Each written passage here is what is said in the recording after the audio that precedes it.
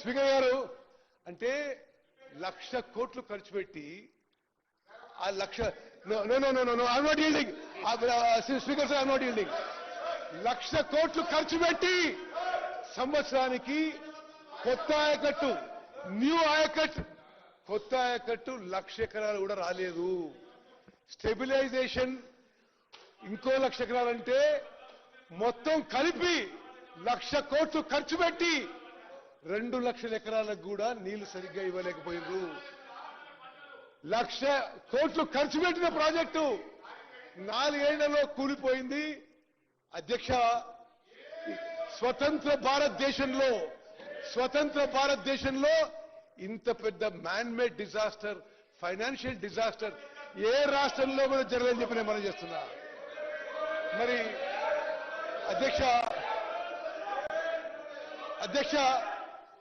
Speaker sir 21 October 2023లో Medigadda barrage collapse అయినప్పుడు వాళ్ళు అధికారంలో ఉన్నారు. కల్వకుంట్ల చంద్రశేఖరరావు గారు ముఖ్యమంత్రి ఉన్నారు.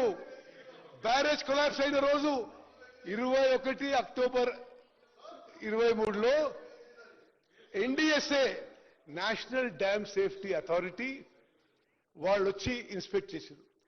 నేషనల్ డ్యామ్ సేఫ్టీ అథారిటీ అంటే అడ్డగోలుగా మాట్లాడుతున్నారు మా మిత్రులు అక్రాస్ దిస్ వరల్డ్.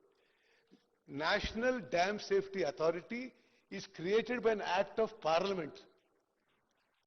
ఆ చట్టం పార్లమెంట్ లో వచ్చినప్పుడు మద్దతు తెలిపింది టీఆర్ఎస్ పార్టీ. వాళ్ళే మద్దతు తెలిపిండ్రు. ఆ చట్టం ప్రకారము national dam safety authority create చేయబడ్డది. భారతదేశంలో డ్యామ్లు అండ్ బ్యారేజెస్ మీద అత్యంత నాలెడ్జ్, స్కిల్, అనుభవం వాళ్ళు ఈ national dam safety authority members. వాళ్ళు national dam safety authority inspected the Medigadda barrage on 24 October 23. ఆ రోజు ప్రభుత్వం ఎవరిది అధ్యక్ష? TRS party. మరి దీనికి వాళ్ళు పాయింట్అవుట్ చేసింది ఏంటంటే ఈ Medigadda barrage and other components of Kaleshwaram project 2019లో ఇనాగ్రేషన్ తో మొదలుపెట్టినాయి. ఇనాగ్రేషన్ మొదలైన కొన్ని రోజులకే project developed serious problems. Piping అంటే బ్యారేజ్ ఇటు నుంచి కింది నుంచి అటు మరి నీళ్లు ఉసుకపోతూ బ్యారేజ్ ఫౌండేషన్ వీక్ అయిపోయింది.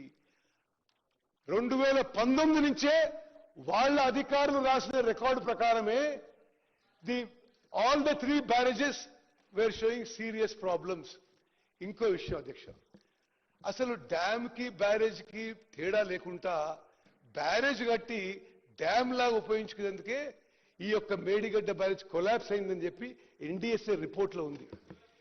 ప్రపంచవ్యాప్తంగా barrages are meant to store less water, 2 to 3 TMC at the most. Dhavaleswaram లాంటి ప్రాజెక్టులలో కూడా 2-3 TMCలు స్టోర్ చేస్తాం.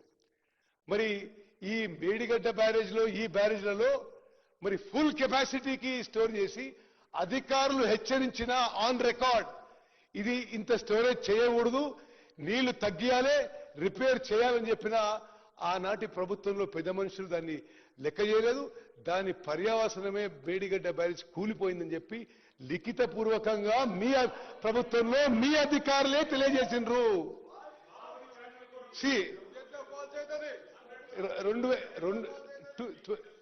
2022 14th ఏప్రిల్కి ఆనాటి ఇంజనీరింగ్ చీఫ్ మురళీధర్ రావు గారు, ఆనాటి ఇంజనీర్లు వాళ్ళేమన్నారంటే ఇమ్మీడియట్ గా ఈ బ్యారేజ్లకు రిపేర్స్ చేపట్టాలి, లేకపోతే ఫ్యూచర్ లో ప్రమాదం. బట్ ఆనాటి మరి పెద్దలు అసలు లెక్క చేయలేదు, ఆ బ్యారేజ్ నింపెట్టేసిండ్రు, అది కూలిపోయింది. అదేవిధంగా national dam safety authority expert committee ఎవరైతే ఈ మేడిగడ్డ బ్యారేజ్ కొలాప్స్ వచ్చిందో అనేక సందర్భాల్లో నేను కూడా వాళ్ళతో ఇంటరాక్ట్ అయ్యాను అధ్యక్ష. Undoubtedly they are the country's experts on dams and barrages. మరి వాళ్ళు మాజీ సెంట్రల్ వాటర్ కమిషన్ చైర్మనే కాదు, ఐఐటి ప్రొఫెసర్లు, సాయిల్ రీసెర్చ్ లో, మెటీరియల్ రీసెర్చ్ లో మరి నైపుణ్యం ఉన్నవాళ్ళు, నాలెడ్జ్ ఉన్నవాళ్ళు, టెక్నికల్ నో ఉన్నవాళ్ళు ఈ కమిటీ